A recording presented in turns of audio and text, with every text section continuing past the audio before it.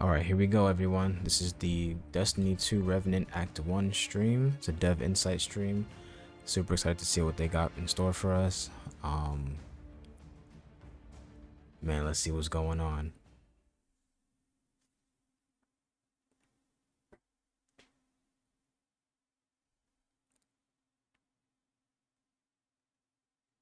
Alright, about that time. In that picture before we saw Fickrul, I saw the dread flying around him, so maybe he's controlling them too.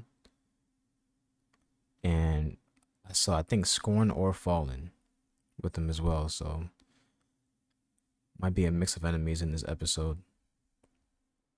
Alrighty. Everyone, hello, welcome, good day, good evening, good time zone to you all, and welcome back. We're coming to you live here from beautiful Bungie HQ in Bellevue, Washington.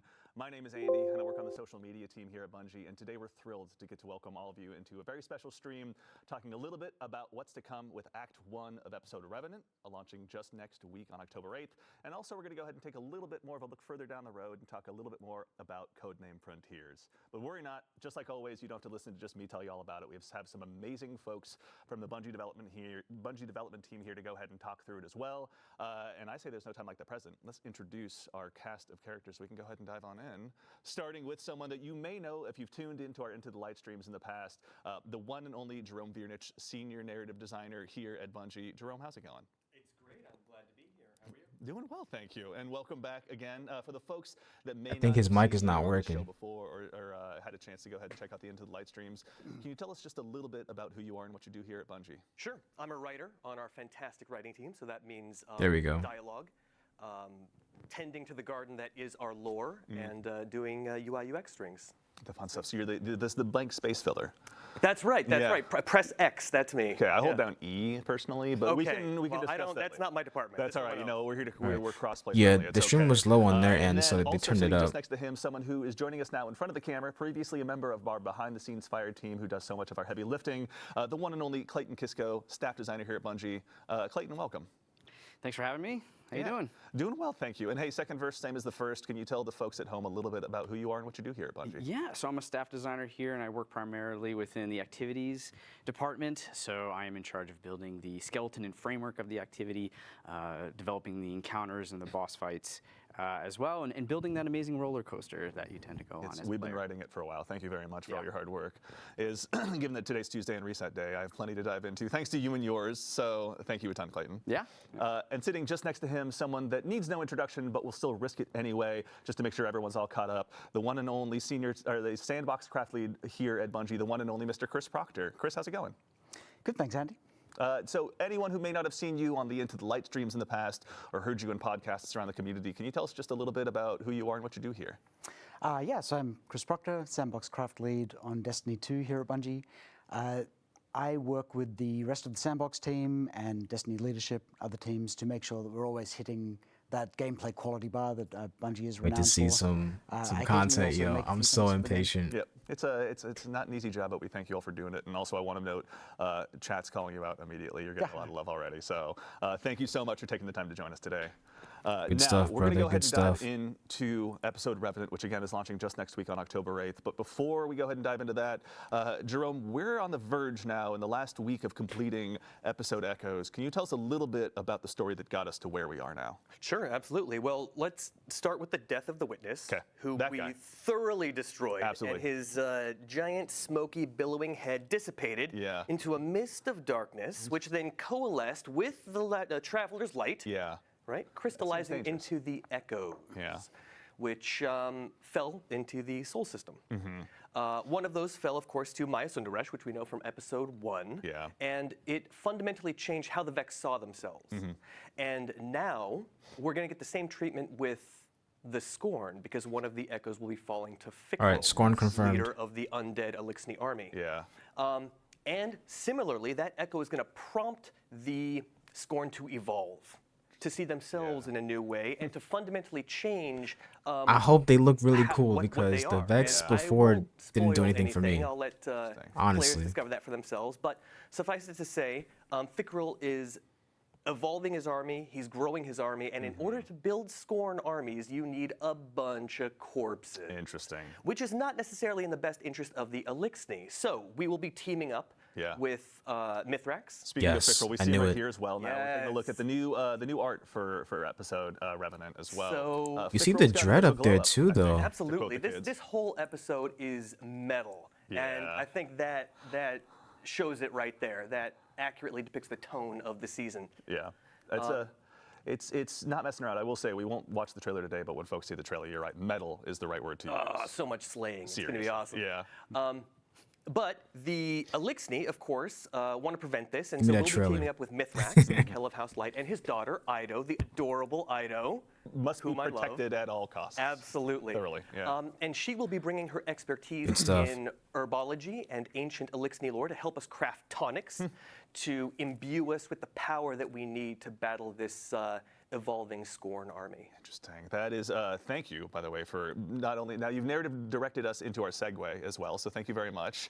Narrative design as well. And so I think we should go ahead and dive into a little bit of gameplay, starting over here with you, Clayton. So we just heard a little bit about some new tonics and everything. Can you tell us a little bit about where we are and what we're going to be doing here? This is the new apothecary, I believe? That's right. So we're in the Ooh. apothecary space, and Jerome was just mentioning the Volatile new tunics, and potions that we'll enriching be tunics. crafting. They come in two flavors. They come in combat flavors, and they come in reward flavors. Okay. The combat flavors are going to enhance, or rather boost your artifact perks, specific ones. Yeah.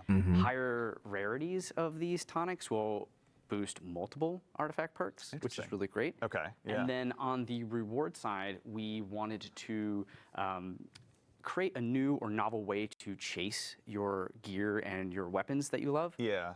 And we took a lot of inspiration from the success of Into the Light, where players got to attune to specific weapons.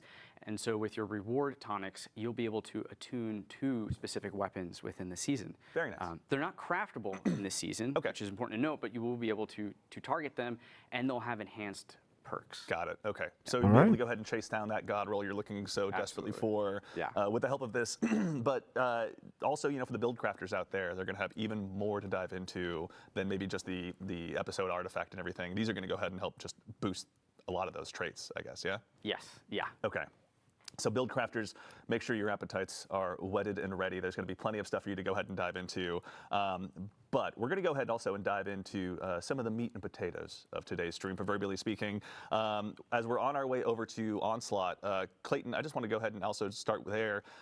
Wait. Onslaught's getting kind of a new revamp this episode as well. What? You guys have left Yo, I very thought they few, were if gonna any, leave it to stones dust. Oh untouched my this time God. around. Correct. Yeah, and so Onslaught is getting an update. No freaking way. Onslaught, we are coming out with a brand new. I didn't think they Onslaught would ever and do Onslaught that. Salvation. Yeah. We're going to Anytime have, soon. Brand 3 maps that you'll be Interesting, yeah. in there. You will have some Yes. defenses. We'll have enemy factions that will be fighting into the theme of this episode. We'll have the Scorn. We'll have the Dark New enemies, Cabal, new maps. A Yeah, bunch yeah. of other new stuff that we can get into. Excellent. Yeah, we'll be diving into Freaking that here thank you, briefly. can see Bungie. our Oh fire my team God. is now on their way. Onslaught is so good. While we're on the way over as well, I heard a brief mention of our friends in the Shadow Legion as well. Can you tell us what the Shadow Legion is doing here and why they might be in league with Fickrell, Jerome? Oh, nah. The Shadow Legion are bumming.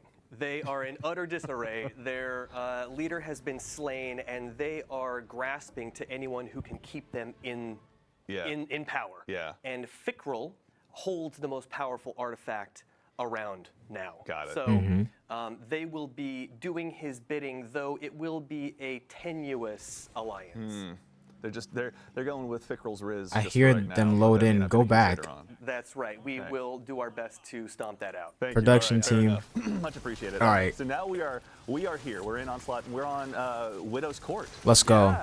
So PvP players will recognize this map, and Look at that also grenade recognize launch. some of the Oh my changes goodness. That we've done to accommodate for the slaying, the amounts of slaying that is necessary for an onslaught activity.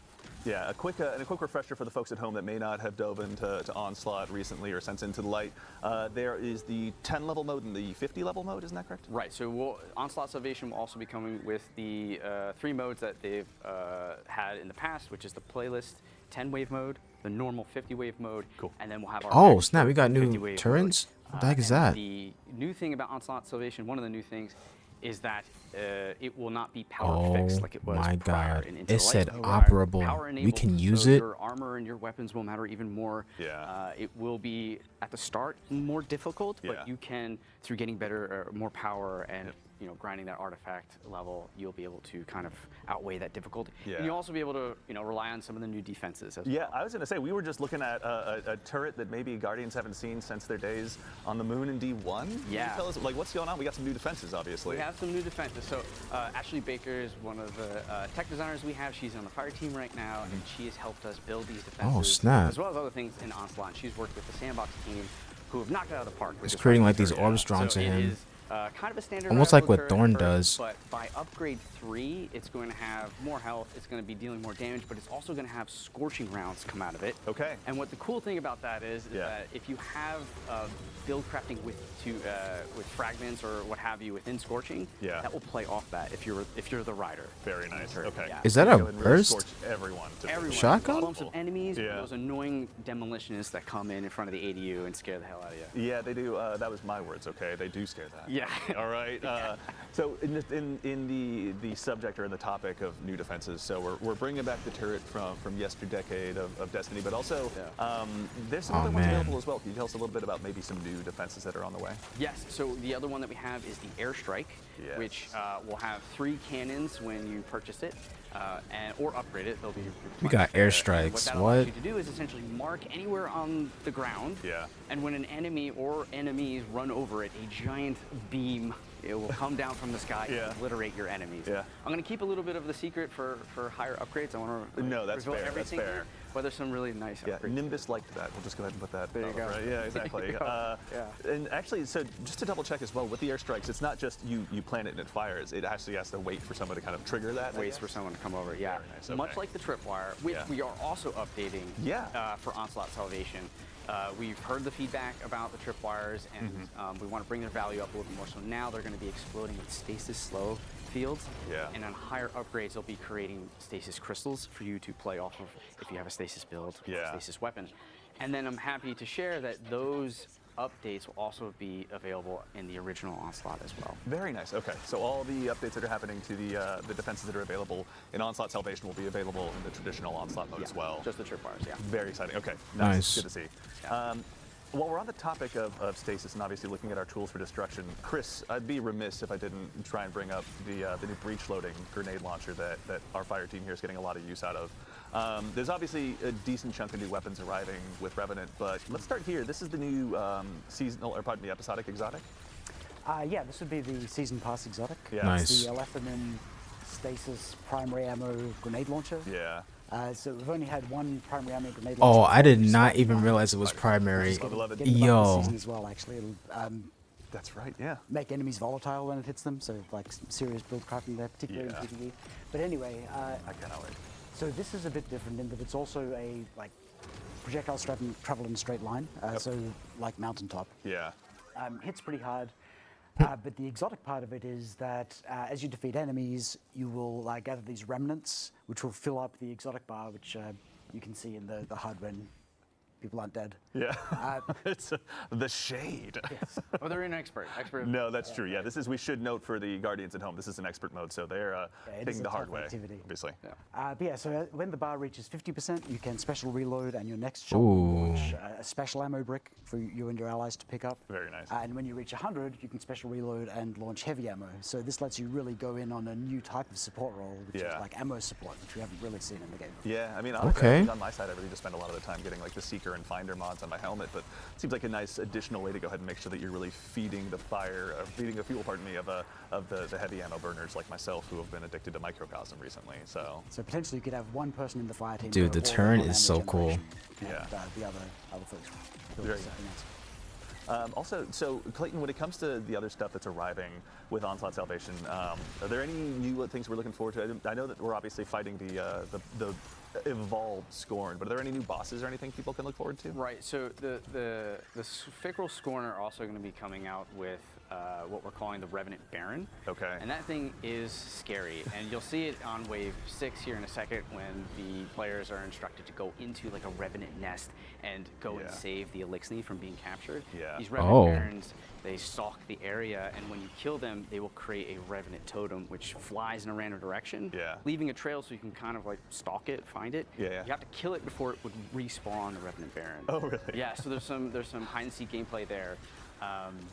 And so, and we also have for the rewards side, starting on wave 30, set 3, players will have a small chance to get a fully masterwork double perked episodic weapon. Oh, nice. Okay. Yeah, and on expert, like we're playing, if you remember, the bonus chest on harder difficulties will show up. So if you're playing on expert, you have 2 chances. Okay, all right. So really make sure you're pushing through those final levels. Try and hit that ceiling of level 50 so you can really facilitate the loot grind as much as you can. 100%.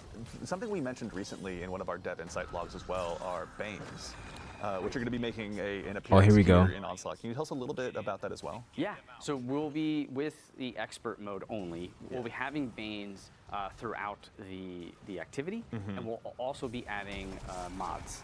So it's really nice to have them show up because they add another layer of replayability into expert.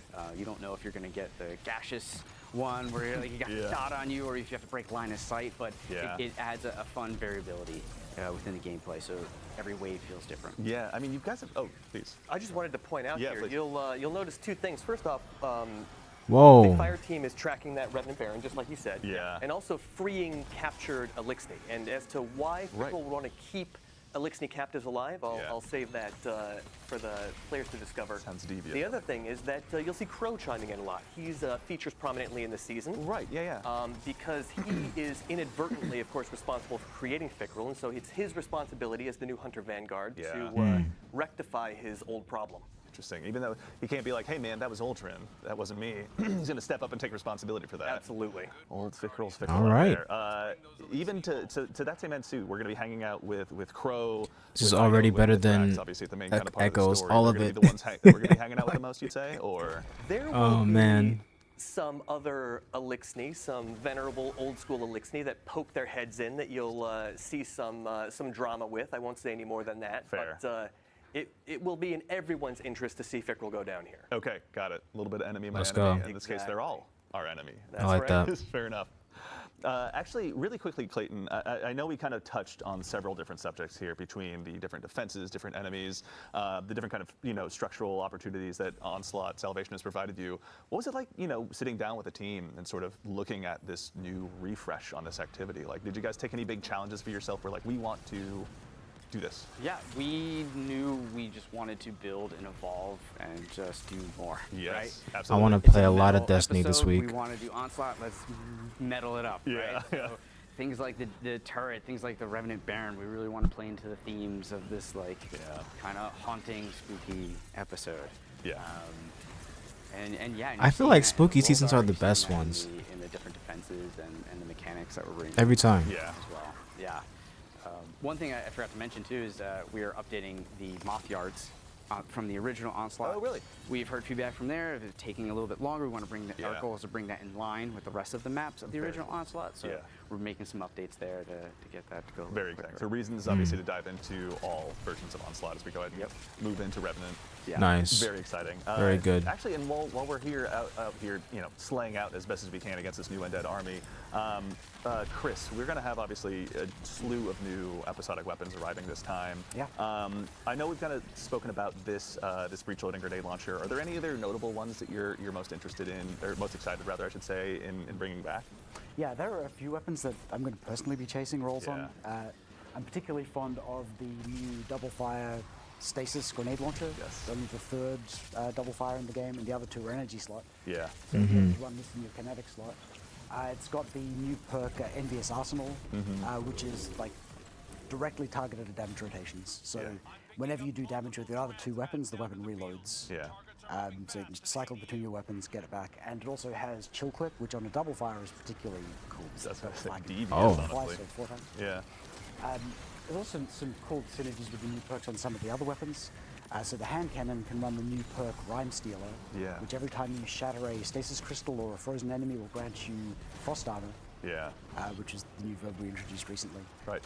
And that can also roll with Headstone, which will generate stasis crystals. Yeah. So you've got this like self-contained loop there. Yeah. Submachine gun is an arc precision, and that's got the new perk. Shoot, what is the name of that? My memory's failing me. Ah. Yeah. Anyway, it ties back into Jolt, right? Like the Right, thank you. Vault Shot is great, but it requires a reload on your weapon after a kill. Yeah. This one's triggered on sustained damage, so That's right. you'll jolt the target, and then the perk I'm going for in the other column is Loose Change, which every time you apply a debuff gives you a reload speed buff. So you'll be constantly having that loop cycle. Yeah. And also, so fire. we're going to look at the new artifact here in a little bit once we go ahead and move through this final wave of what's in front of us right now. But there's also, it's been featured a little bit in some art about Destiny's 10th anniversary, an exotic of yesteryear, we'd say, for all the Guardians who have been sticking around for a while, rather. Icebreaker is returning. Yeah, Icebreaker is coming back. It's something that we've been holding off Right. on doing just because the ammo economy issues that are introduced in Destiny 1 Sure. are pretty dire. Yeah. But we've got a version here which we think lets you get back into that fantasy of just like always having uptime on the weapon Yeah. without letting you just hang back and like plink away at enemies from range, which Yeah. you never like. So Yeah. the way it works is assists and final blows with other weapons will just generate ammo for Icebreaker. Got it, And it's okay. got like a 10-round magazine, which is also the same size as reserves. Yeah. So the play is that in between boss damage phases or something, you and your team slay out, and as long as you're Yeah. getting assists or kills, you'll come back in fully loaded. Got it. Yeah. And in Destiny 1, there wasn't actually any ice to break, right? So True. this time, we actually have a bunch of ice that you can break. I won't go into details, we've got limited time. But Fair enough. Okay. Ties deeply into Yeah, life. this stasis episode was certainly giving Damn. people a lot of reasons to break. The Whoever's proverbial playing ice is by the killing sounds it. of No, We'll that's give it a very stack. exciting to check out. Good now, while we're still demonstration. here, Ooh, let's go look ahead at the and check out warlock. the new artifact that's going to be arriving. We love getting a chance to show all of you folks this early, so you can go ahead and start your build crafting. Let's go. But Chris, I know obviously last time around, Get those weapons if ready. I had to kind of paint it with a meta, I'd say rather it'd be very focused on Anti-barrier sniper rifles, shotgun, solar. overload, If there was a similar GL, theme for okay. this particular artifact, what would it be?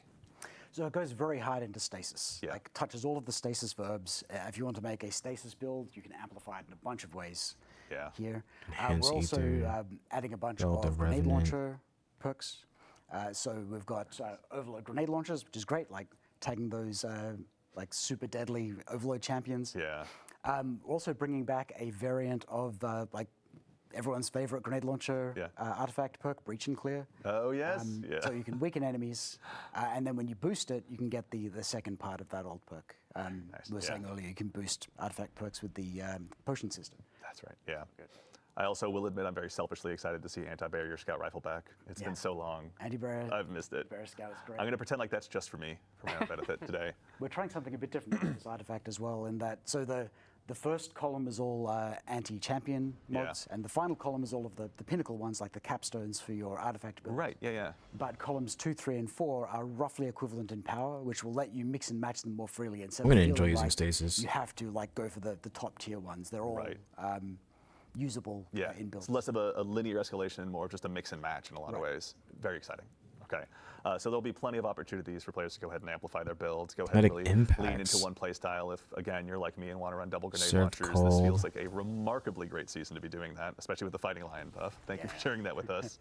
Yeah, I definitely wanna but test believe stasis that out. I actually saw some wraps us stasis up for perks this and particular segment of Onslaught. love but there's stasis, also a like- couple more things that I wanted to go ahead and tease for the arrival of Act 1.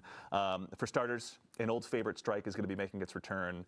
The Inverted Spire is returning. But Clayton, it's not coming back exactly as people remember it, is it? Nope. Okay, I We're kinda taking want our a Seventh approach and and, Song. Adjusting all the encounters, Yeah. and you'll see more of I that. kind of want than a seventh and previous song. I'm year. gonna keep I it a can stack with confirm y'all. my compatriot on the social media team That's cool, Mitch though. showed me through it a little bit. The only thing I'll spoil is if you like death lasers, you're gonna have a great time. Oh, out no. there. And then Oh, in no. addition to that, there's one more thing we wanted to add in, arriving with Act 2. Mind you, of Revenant. Okay. And I'm going to read this to make sure I get it right. A inspired from a fan favorite activity from Destiny's past. We're going to go ahead and bring back an activity, but we're not going to tell you anything outside of that. So chat, speculate. Act 2 has let a us know what you think. reprised Go ahead and activity shout us coming out, through. on Twitter or wherever it is you like to hang out online.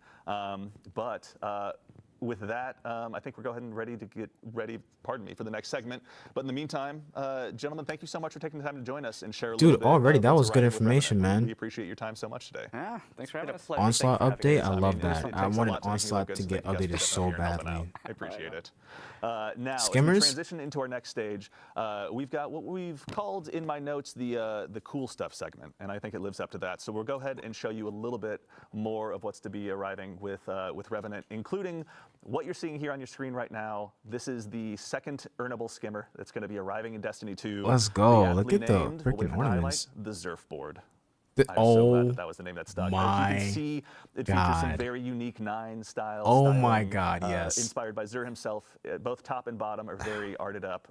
Take top's all the obviously money a I little bit have more left, visible here, but if Bungie. you All do a right, front man. flip or backflip if you're capable of it, you can go ahead and see all sides of GG's. it. Notably, this is going to be earnable. So if you go ahead and Earnable? start saving up those strange coins now, it's I don't gonna gotta cost buy it? 97 of them. So if you're like me and spend your weekends spending all those extra strange coins, Grinders, you can baby, let's ahead and go. get more rolls on your exotic class item. Maybe save up for a week or two. Also, because I work here, I've started saving up already. Spoiler alert! But the Surfboard will be available with the arrival of Revenant. So make Strange sure to go ahead coins and up, grab, boys. The first Strange earnable skimmer coins up, let's since go. The Guardian Games.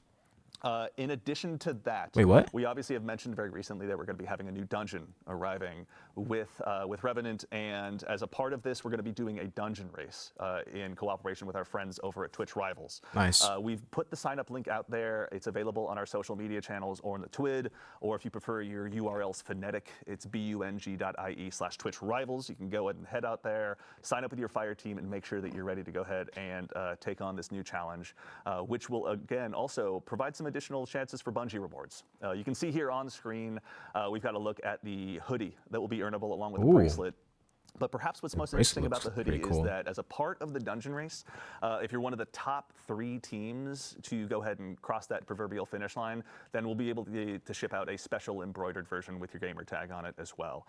So make sure and go ahead and dive on in and prepare to try and cross that finish line first. And now we're also going to take one quick look.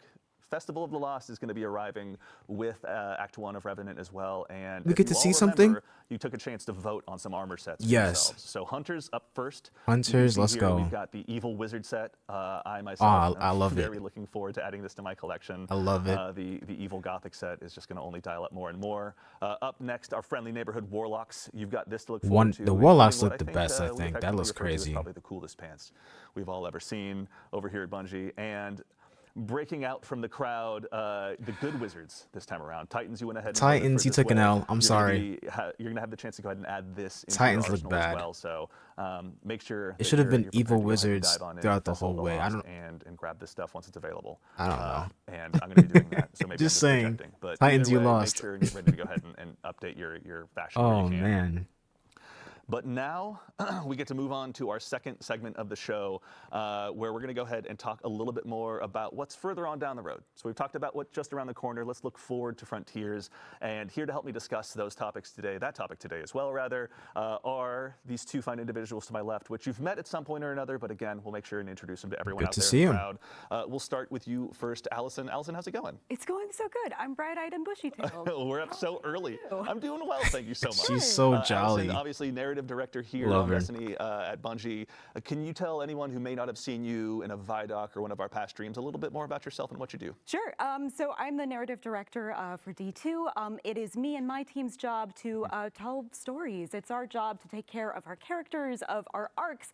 We make you laugh. We make you cry. We make you have feelings that you normally don't have to have in your usual day-to-day life. I was raised not to feel feelings, so it's a very upsetting experience when I do. Feelings are Oh my God. distressing. Oh, no. I understand. We Thoroughly. also get to plan future things, planning ahead for the arcs to come. Yes. And the that's what we're saga to talking come. about. I know the whole new forgot saga. they're We'll have talking a little about bit to dive into Frontiers for a little bit. today. I know, I'm so excited. And then also sitting next to her, Robbie Stevens, assistant game director here at Bungie, a man that I've not had a chance to interview but since back in my Mixer days. But if you've tuned into these Bungie streams in the past, you've seen him as well. Robbie, how are you doing today? I'm doing great, Andy. And I think you've grown a lot since those days. Thank you. It's been so long, right? Yeah. My badge changed and everything. For the folks that may not know you, or may not know what a game director does, can you tell us a little bit more about yourself and what you do? Yeah, so one of the main things I do as assistant game director for Destiny 2 is I work on the creative direction and vision for where we're going with Destiny coming up in the future with Codename Frontiers. So I get to work with our game director, Tyson Green, and Allison Lurs, our narrative director, and a bunch of our other creative leaders on how we shape the future of Destiny to come. Very exciting, which we are going to be diving into now. I know we've obviously released some blogs about the Codename Frontier stuff already. If you've been out on Bungie.net reading the Dev Insight blogs, there's been a good amount to dive into. But our friends over on the community team as well have been helping us kind of, read more into what the audience feedback has been and what the players are saying. And so we've had obviously some topics come up that I think we should just go ahead and dive on into. Let's party. Absolutely. Okay, that's the right attitude. Let's party at this early in the morning. Always the answer I want to hear. So Robbie, we'll go ahead and start with you. One of the things we said is that these expansions are going to be medium-sized. Can you help us understand a little bit more about what that means? Yeah, Less content? definitely. So expansions are changing going forward with Codename Frontiers. And so our philosophy behind this is moving from one really big, all-consuming tentpole moment that kind of takes all the oxygen in the room at one point in the year to two what we consider big tentpole moments happening in each year. And so those tentpole moments coming twice a year now are going to bring with them fresh content and new stories that are going to move the world of Destiny forward. And to answer your question directly, the way we're kind of looking at the size of these is similar to like Rise of Iron from Destiny 1. But this is happening like twice a year as compared to the past. Yeah. And so, what's kind of the reason we're talking about this, the rough shape of the box here that we're filling is that what comes with it is like each expansion is going to have its own unique version of a campaign and post-game experience that you can dive really deep into beyond the initial playthrough, similar to how things like the Dreaming City or the Pale Heart from the Final Shape had worked, where those beyond those initial campaign experiences, there's like further things to explore and secrets to uncover. And so making our expansions unique and deeply replayable is a big goal for us, in large part to support all the new gear and the new tiering of gear that we're putting into the game, right? And so it's one about, each of these expansions, again, they're going to tell a really compelling story as part of our next saga, but I really want to stress that they're also going to be unique experiences, unique campaigns and post games. Yeah, I know that's something like, I've kind of overheard some of the conversations where when it comes to these expansions as well, obviously the corollary we're using today is Rise of Iron, but like these are going to be brand new experiences, things that we just like haven't released before in the past. Yes. Can you tell us a little bit about that as well? Or yeah, definitely. And so for Codename Apollo specifically, the first expansion coming up with Frontiers, you're going to journey to a Metroidvania-inspired destination, right? Whoa. That's our guiding light for how we're creating this new location. Yeah. And so this new destination is going to feature a non-linear campaign that puts you, in the driver's seat of exploring its world and its story. So this is very different from the past, where you're kind of following a very linear mission structure or line. That's very simple in many ways. And Allison actually recently talked a bunch about this in a blog post. So when we made the decision to lean into that Metroidvania structure, we knew that the narrative structure had to match, had to complement that structure as well.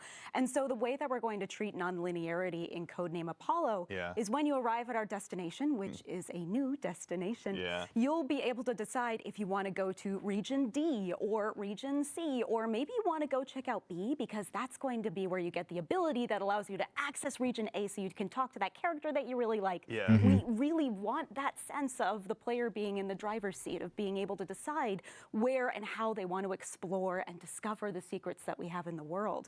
And whichever of those different choices that you make doesn't negate the others. We want you to explore every crevice inside of the experience. And to help support that, we've structured our story in a complementary way.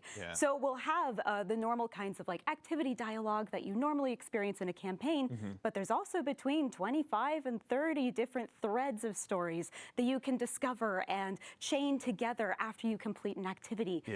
There's so much richness to discover that we're creating. You see that little thread of that shining rock somewhere, you can really just afford to pull on it and just dive in by the sound Absolutely, of it. that's what we want you to do. Okay, that's awesome. So actually, let's go ahead and stay on the topic of story here for just a second as well. I think that there's been some conversations about the future of narrative Destiny, which has obviously been so central to the experience, so core to our characters and our stories. stories.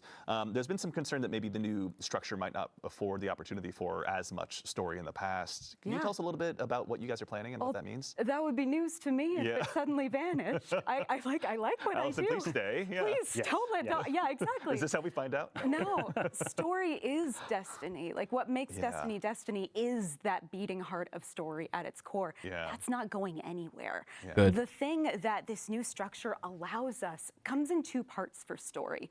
Like part one is pacing. With these 2 tentpole beats a year, the feeling that the world is changing and growing and moving is going to come much quicker now, which means that we can move the plot along at a much quicker pace than we used to. Totally. Part 2 is focus.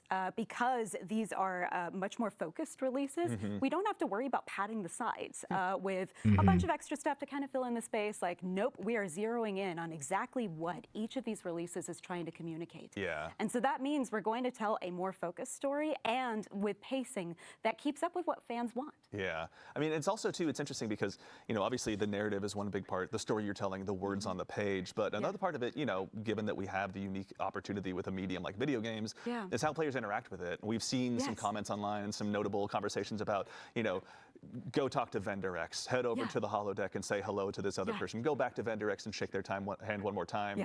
Can you tell us a little bit about that structure, what you guys are planning on? Yeah, it drives us bonkers too. Yeah.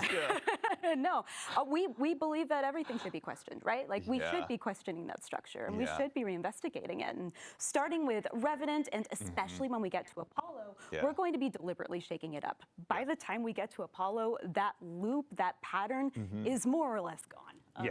We're shaking things up a lot. Yeah, I mean, Allison spoke to it earlier, but all those threads that you're pulling on, right? Like these are characters out in can't the wait to see world it. that you're exploring and discovering, right, as part of your journey here. Love so the passion. It's not you going to the same location where you expect to see someone delivering a piece of information to you between, you know, specific missions. It is like you exploring the world, finding these people, pulling on all these different threads in order to discover things within this weird and wonderful place. Exactly. The feedback is loud and clear. We want to keep the player out in the world, out and exploring, and get information to them for a change. Yeah. So we're listening. And also, I mean, I will say, Allison, you didn't arrive empty-handed. You've got some cool concept art to share with us as I've well. got some goodies. Okay. Okay. Oh, your mic's you. messing up. Happy birthday. Yeah, happy birthday. But she's loud, so she's good. Looking at concept art is always a joy. Exactly. It's a good way to go about it. It's better than wrapping paper covering a PlayStation. I don't know. It's true. It's true. Let's go ahead and take a look. So this is, we've got up on screen kind of one of our first pieces of concept art from the future. What's happening Can you tell here? us a little bit about what we're looking at here? No, I can't. It looks like a cult. It looks like a cult. What I can They're tell like, you is that this is some concept art of our new destination, which, like I said, is a new place that we haven't been to before. Yeah. Which means that these people that you're seeing are people that we haven't met yet. We're going to learn All a right. lot more about them, and I love this piece because the longer that you look at it, same with some of the other art that we've shared so far, the more you start to see things that are kind of familiar all the way out at this new location. Yeah, it's like so lots of fun things to discover. What's the symbol on that banner? Is this a seance or a wedding ceremony? Who knows? I know, right? and I'm not telling. Telling a that single looks like soul. Nope. Okay, all right. Some kind of plenty to dive ceremony. into, including we've got another piece of concept art is here as well. Yeah, something we Spice talked it about up. a lot, and like I think the last concept really Whoa. like spoke to it is like end of the when we're- world vibes. especially when we're developing a new destination like this. Like we really think about Kinda. like, what is a storied history that's happened here? What's something that players can like really sink their teeth into? Yeah. And dig Okay. deep into. And you know, going into this concept, something that I love about it that's really resonant with me with a lot of the early creative discussions we had on it is that we wanted this place to feel like an exotic world that is just tailor built around the joy of discovery, right? And then so within this new destination in Apollo, you're going to be discovering powerful abilities in order to uncover secrets in this location and in order to carve a path to the great mystery at the heart of the planet. Yeah. And that's what like these concepts, you know, when I look at them in retrospective as the team is now actively like building a bunch of this stuff. It's very evocative for me from that feeling of like, hey, how can, it's something Tyson and Alice and I talk a lot about is like, how can we get that like grand mystery in that game, that feeling that there's something right around the corner, that like it's kind of at the heart, has been at the heart of Destiny for a long time. Yeah. And as we've been closing down the Light Dark saga, it's been an amazing roller coaster ride, but we want to expand and grow Destiny and we want to change it. Yeah. And you know, that's what I think these concepts are starting to speak for us, trying to show not just us telling of like some of that direction. Yeah, I mean, it's exciting to see because I think one thing I've heard you guys talk about a lot as well is, just the inspirations that you want to obviously provide the players. You build these new worlds, but you guys have been diving into a lot of crazy subject matter just on your own to get inspired as well. Can you tell us a little bit about kind of some of the fun reading or listening you've been doing as you've been going through this? Sure. One of the fun parts about being a creative is that you have to fill the tank with something. And certainly. so that means doing a lot of research, finding a lot of other targets in media, or even just like what music you're listening to while you're working on a script, right? Yeah. I know for our team, something that really inspired us was music of the 1960s. We listened to a lot of early prog, a lot of King Crimson, and a lot of, The Doors and Jefferson Airplane. We also, there's a lot of Slaughterhouse-Five inside of this. Cheery. We love to look for inspiration outside of just games because there's so much in the world that can fill that tank and get us inspired for what's coming next. And we also look to television, of course, too. I mean, TV and movies is like, I talk about all the line. I mean, Allison, as the narrative director, much better at referencing text. I'm a little bit more of a visual guy. Is that the nice way to say that? Yeah. Okay, cool. All right, Social media and TikTok have rotted us all. They've just rotted me. But yeah, like when we talk about like all this inspirational media, like one of the things, Destiny also being a sci-fi game that we talked a bunch about was for Apollo was Scavenger's Reign. That's something that Allison, remember an early concept and we were talking about, and we're like, oh wow, that media, that TV show is so great because like it's familiar in some ways, but as you get closer and you really look at their world, it's really strange and different and weird and mysterious.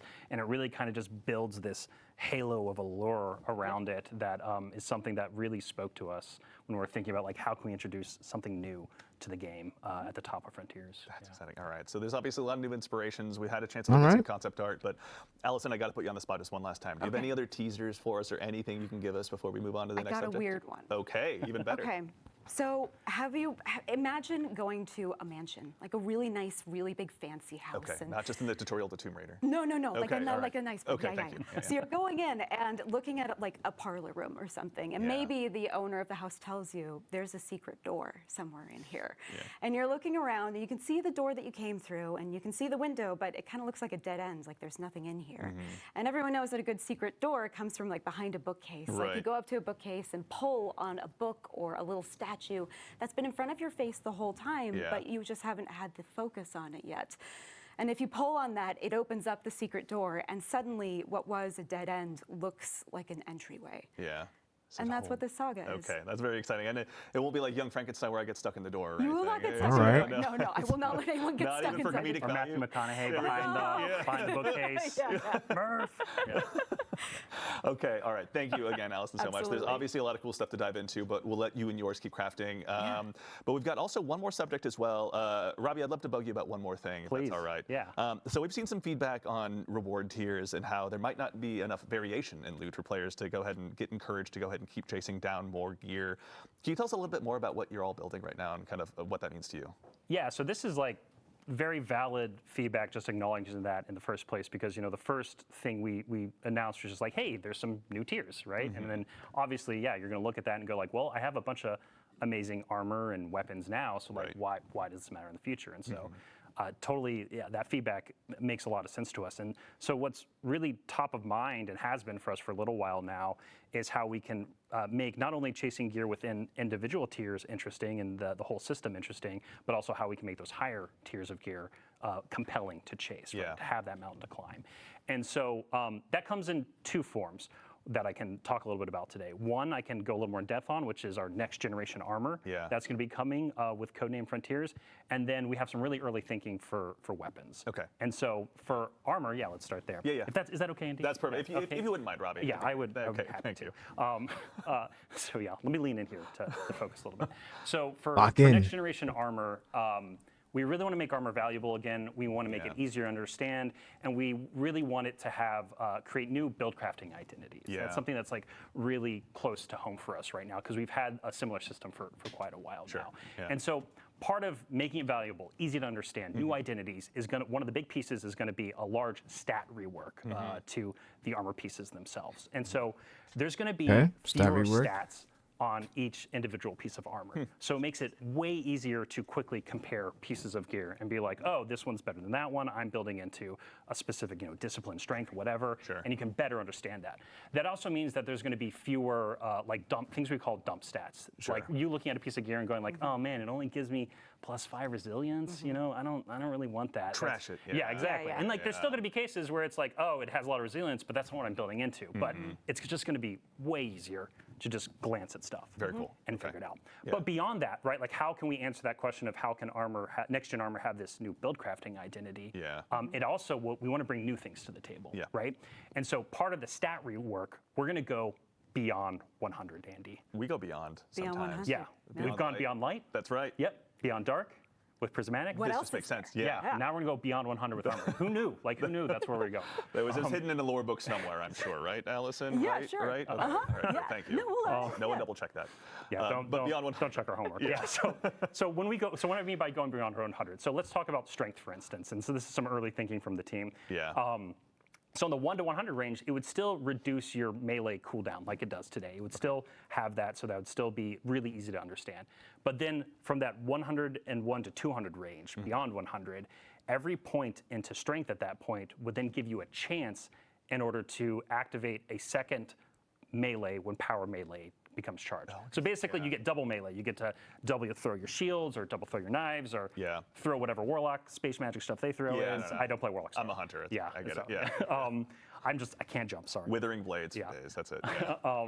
But really, like, the key thing to there, right, is like that starts to create an identity for what you want to build craft into that's very different than just like, oh, hey, yeah, I'm building in a melee, lower cooldown, that's cool. But now you can start build crafting into like, okay, I'm going to regularly, especially at the higher end, start to get double melee charges, right? And so the other thing we're considering right now is also renaming that stat from strength to melee so that it's just very specific when you look at the gear and kind of like know what it's cut right to that chase, right? Yeah. Another big thing that's coming with next generation armor to the game is set bonuses. And so this is something, I know, right? Yes. Yeah, like they're back. So ready.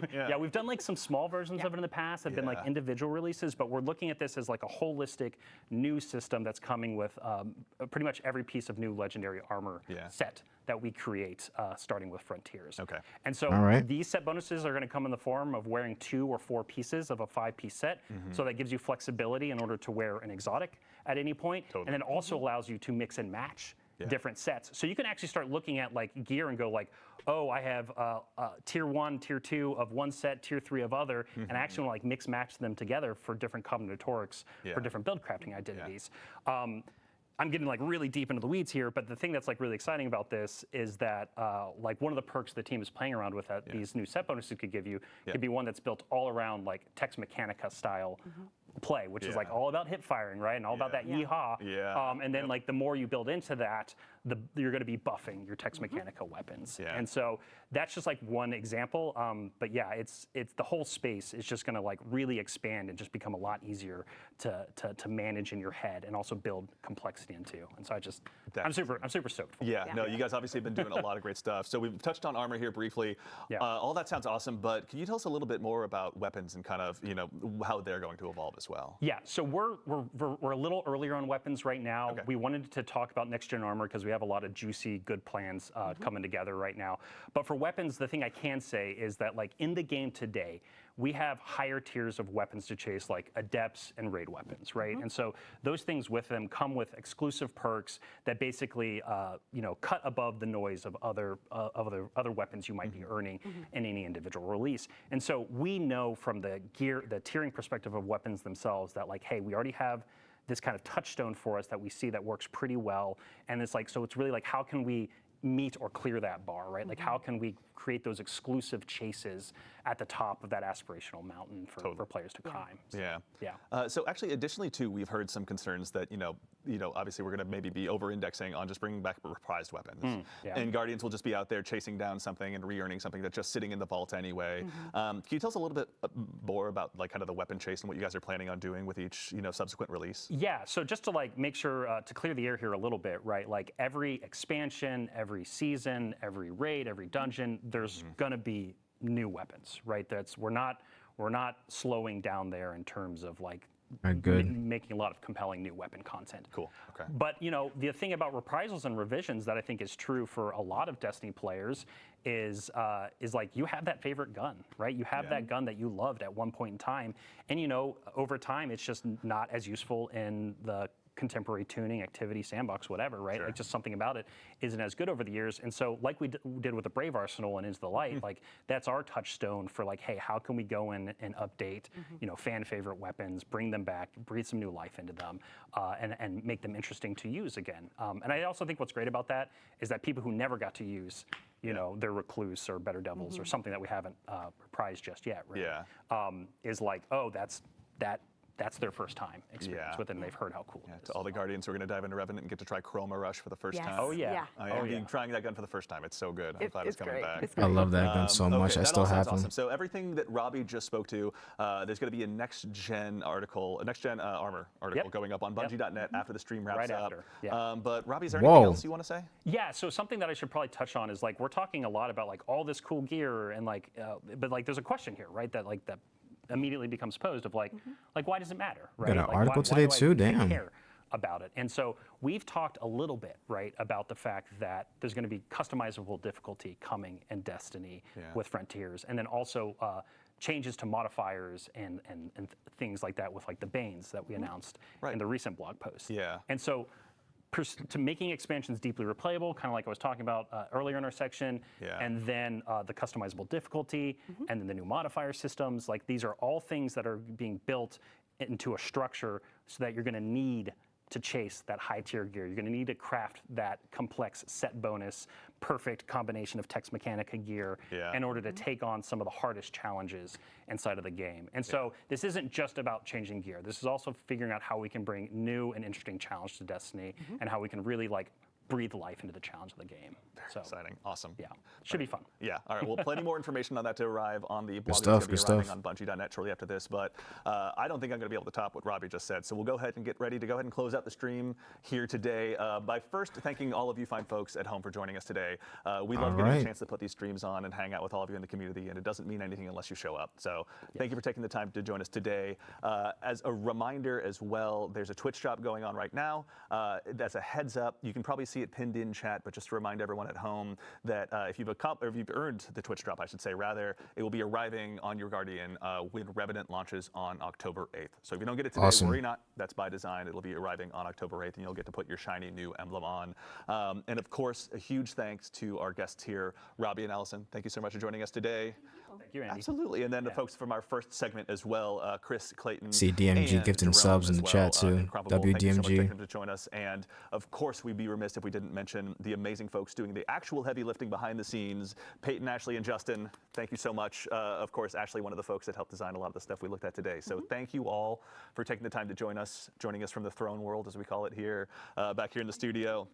But yeah, a quick recap. We talked today a little bit about what's to arrive with Act 1 of Revenant, arriving just next week, next reset. It'll be arriving on October 8th. Make sure to go ahead and sign up for the Twitch Rivals Dungeon Race. It'll be shipping out on October 11th. And remember, if you're one of those top 3 teams to go ahead and make your way through, then you'll be able to get the cool embroidered hoodie as well. But there's going to be more information about that arriving on our socials. And then I think that's about it. I think I've concluded my notes here on my laptop. So again, thank you all for taking the time to join us. Make sure and follow us at Destiny the Game across the board on whatever social channel you like. Make sure and check out our Discord as well. We're making some updates out there in terms of the announcement channels. And keep an eye out for the TWID for all this great information. And lastly, but very not least, make sure and head out to Bungie.net after this stream concludes. Read that Next Gen Armor article. We're giving you guys lots of information. Is it fair? No, but we like you, so we're going to keep doing it anyway. So in the meantime, take care of yourselves. Take care of each other, and we'll see you all Starside. All right, GG's. Yo, I'm super excited to see what they have in store for us after this. And honestly, what they said today, they cooked. They cooked. So I will see y'all in the next one. We will be covering all the news, and hopefully we get a trailer soon as well. We'll get into that, and we will be grinding. I'm back in Destiny. We're back. I'll see you Starside.